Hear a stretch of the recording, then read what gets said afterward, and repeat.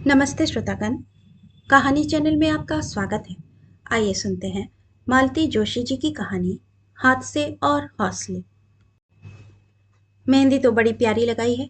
अनुजा ने रीना की हथेली सहलाते हुए पूछा। किस खुशी में? मेरे ममेरी भाई की शादी है ना 24 को। कल उसका लेडीज संगीत था और आजकल तो लेडीज संगीत में मेहंदी इज अ मस्ट। कोई 7-8 लड़कियां बुलवाई थी मामी ने। धत तेरी की, मैं तो सोच रही थी कि तुम कोई खुशखबरी सुना रही हो।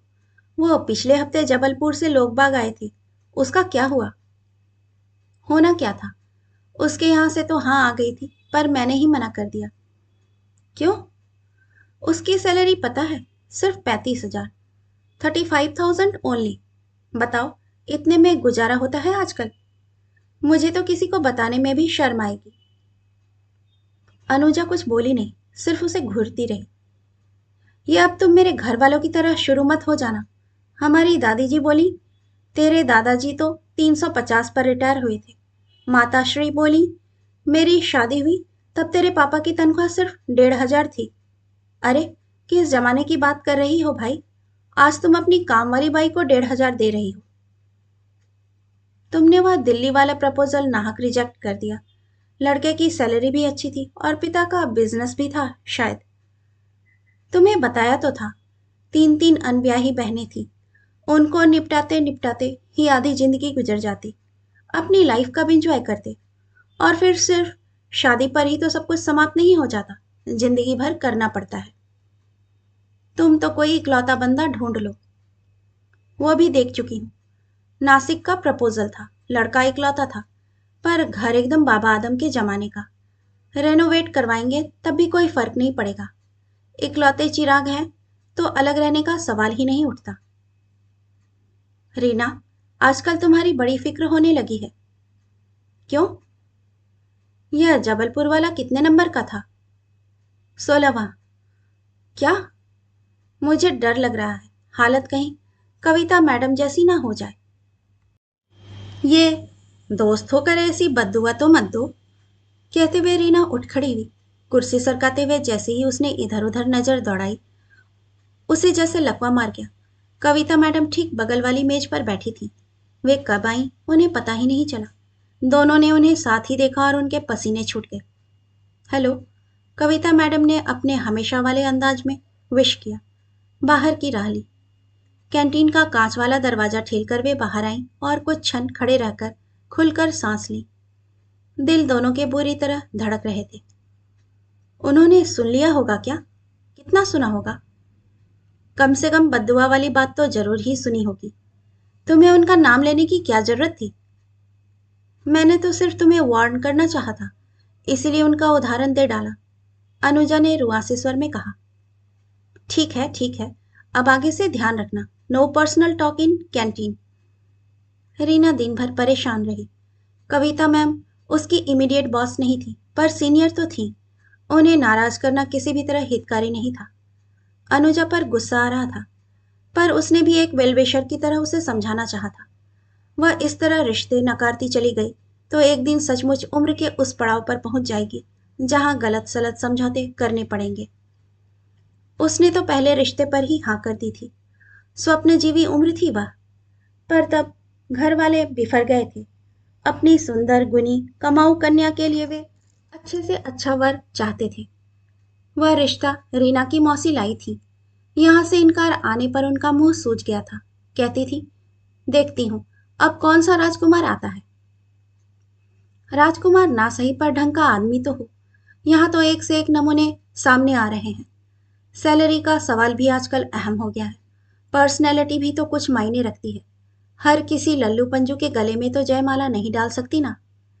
कल को फिर यही लोग कहेंगे कि ऐसा ही करना था तो वो अमुक तमुक क्या बुरा था। पहले तो इन्हीं लोगों ने सपनों को हवा दी है और अब यही लोग परेशान हो रहे हैं। फिर कई बार ऐसा भी हुआ है कि जो लड़का उसे पसंद आ गया उसी ने रिजेक्ट कर दिया। फिर कई कई दिन तक वह अवसाद से उबर नहीं पाती है।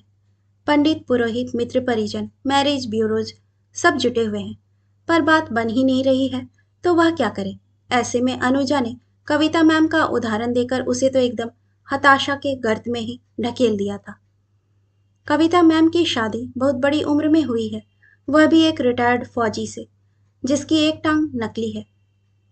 अगले कई दिनों तक वह कविता मैम के सामने पढ़ने से कतराती रही, पर एक दिन उनके सामने जाना ही पड़ा। अकेली नहीं थी वह, सेक्शन के सारे लोग उसके साथ थे। उस दिन सबको अपनी मेज पर एक खूबसूरत कार्ड मिला था। कविता मैम की शादी की 5वीं वर्षगांठ का निमंत्रण था। बधाई देना तो जरूरी था। सब लोग दल बांधकर उनके कैबिन में पहुंचे थे। वे हंसकर बोली, शादी की सालगिरह का तो बहाना है, दरअसल घर को रेनोवेट किया है, उसी की पार्टी है। मैम, इससे तो अच्छा था आप नया घर ले लेती। पुराने वाले को रेनोवेट करवाने में मेहनत भी ज्यादा लगती है और पैसा भी। फिर भी पुराना लुक तो जाता ही नहीं है, अलका ने कहा। मेरी भी यही इच्छा थी, पर क्या करूं? मैं घर को छोड़ना चाहती हूँ, पर वह मुझे नहीं छोड़ता। मतलब? वे हंस दी, अपनी स्वच्छ निर्मल हंसी। बोली, शादी के बाद मैं अपने फ्लैट में रहने चली गई थी। मुश्किल से 2 साल रह पाई थी कि माँ गुजर गई। पापा के लिए घर लौटना ही पड़ा। फिर पापा चले गए। अमेरिका वासी दोनों भाई उस मौके पर आए थे। बोले, हमें तो अब वापस लौटना नहीं है। यह घर आज से तुम्हारा हुआ। चाहे बेचो, चाहे रख लो, तुम्हारी मर्जी। तो इसे माँ पापा का आशीर्वाद समझकर मैंने रख लिया। मैम, कुछ मदद करवानी हो तो कहिएगा, हम लोग जल्दी पहुंच जाएंगे। यूं तो हर चीज का कॉन्ट्रैक्ट दिया जा चुका है, पर आओगी तो अच्छा लगेगा। बाद में सबने अलका को खूब आड़े हाथों लिया। इतना लल्लो चप्पो करने की क्या जरूरत थी? कर्टसी है भाई, मेरी बॉस है वो, और उसी मोहल्ले में रहती हूं मैं। इतना तो बनता है। तुम लोगों पर कोई जबरदस्ती थोड़ी ही है। काफी नानुकुर के बाद तय हुआ कि पार्टी वाले दिन सब लोग अलका के घर इकट्ठा होंगी और साथ ही जाएंगी। वे लोग पहुंची तब लॉन में कैटरर के आदमी बिखरे पड़े थे। कुर्सी टेबलों का, चादरों का ढेर लगा था। मैम के पति उन लोगों को भीतर लिवा ले गए। रीना ने उन्हें पहली बार देखा था। काफी स्मार्ट लग रहे थे। देखकर पता ही नहीं लगता था कि उनकी एक टांग नकली है। मैम ने एक बहुत ही खूबसूरत कमरे में उन लोगों का स्वागत किया। कमरे की सज्जा देखते ही बनती थी। अनुजा तो एकदम बोल पड़ी, मैम, कमरे का इंटीरियर तो बहुत ही प्यारा हुआ है। किससे करवाया? इस कमरे पर मैंने सबसे ज्यादा खर्च किए हैं। ये मेरे पापा का कमरा है। जीवन के 14-15 साल उन्होंने इसी कमरे में गुजारे हैं। कैसे? सालों पहले उनका एक एक्सीडेंट हुआ था, जिसने उनकी दुनिया ही बदल दी।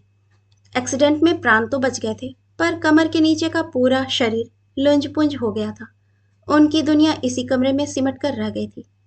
उस एक्सीडेंट ने उनका ही नहीं, हमारा भी जीवन बदल दिया था।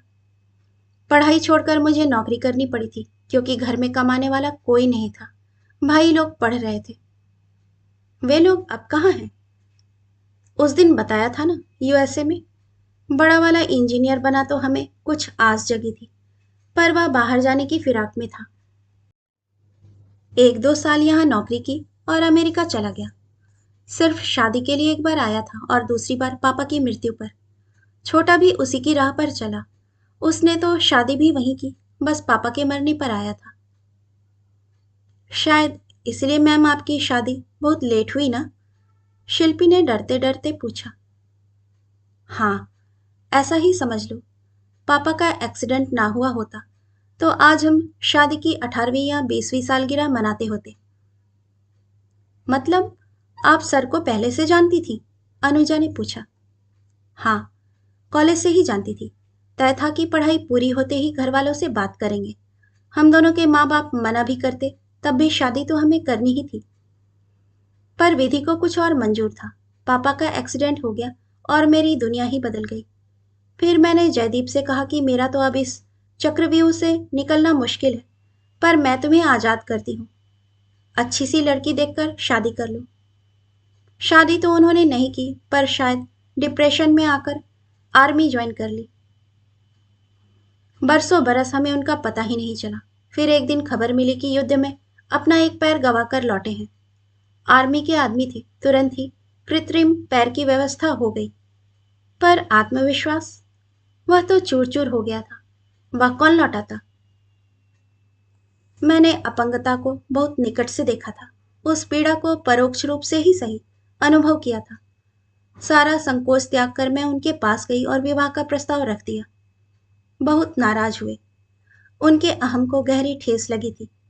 बोले, मैं समर्थ हूं, सक्षम हूं, मुझे किसी की दया की जरूरत नहीं है। मैंने कहा, आपको नहीं होगी, पर मुझे दया और सहारे की जरूरत है। इतने सालों से घर परिवार का बोझ ढोते ढोते मैं थक गई हूं। आपको अब मेरी मदद करनी ही होगी। मैंने सालों इंतजार किया है। बड़ी मुश्किल से उन्हें राजी किया जा सका। बिना किसी टीम टाम के हमारी शादी हो गई। मैं उनके नन्हे से फ्लैट में आ गई। वे मेरी जिंदगी के सबसे खूबसूरत दिन थे। पर अच्छी चीजें ज्यादा दिन तक नहीं रहती ना। वैसा ही हुआ। सालों साल पापा की सेवा करते करते माँ थक गई थी। बेटों के विदेश में बस जाने से टूट भी गई थी।